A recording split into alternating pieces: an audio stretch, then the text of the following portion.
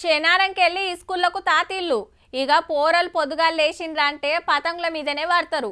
గ్రౌండ్కు పోవాలే, ఎగిరేయాలి, లేదంటే బంగ్లాలు ఎక్కుతారు. మార్కెట్ల తీరొక్క తీర్లు వచ్చినాయి. లీడర్లు, హీరోలు కార్టూన్ బొమ్మలతోని ఖతర్నాక్ చేసి తయారు చేసి పెట్టిండ్రు. సెలవులు అయిపోయేదాకా మంచిగా పుర్సత్ చేసుకోవచ్చు. అంతా మంచిగానే ఉన్నది కానీ అస్సలు డేంజర్ దీంతోనే ఉన్నది. మళ్ళా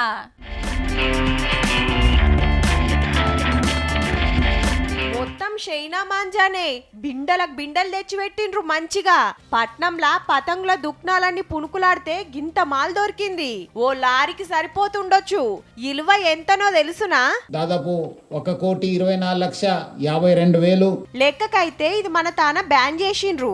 అయినా సాటుంగ తెచ్చి అమ్ముతుంటే దుక్నాలన్నీ షేకింగ్ చేసి 143 మందిని అరెస్ట్ చేసి గీ మాల్ పట్టుకున్నారు పోలీసులు. ఈ కేసులో బుక్ అయిన వాళ్ళకి 5 సంవత్సరం శిక్ష పడే అవకాశం కూడా ఉంటుంది. ఎవరెవరు ఎగిరిస్తున్నారు వాళ్ళపైన కూడా మనం నిఘా పెట్టేసి ఈసారి కేసు కడతాం. గంత డేంజర్ కాబట్టే శిక్షలు సుత గట్టిగానే ఉంటాయన్నట్టు. గట్టిదనం ఉండాలని మాంజాకు గాజు పెంకల పొడి పూస్తుంటారు. పతంగులు ఎగిరేసినాక గా మాంజా అట్లనే ఇడిచబెడితే చెట్లకు తంబాలకు చుట్టుకునుడు, తొవ్వెంట పోయేటోళ్ళకి దాకి కాళ్ళు చేతులు మెడలు కోసుకోబోవుడు. ఇక పిట్టెల గోస సపరేట్ గా చెప్పాలనా, కాలు రెక్కలు మెడకు చుట్టుకోబోయి జీవిడుస్తున్నాయి.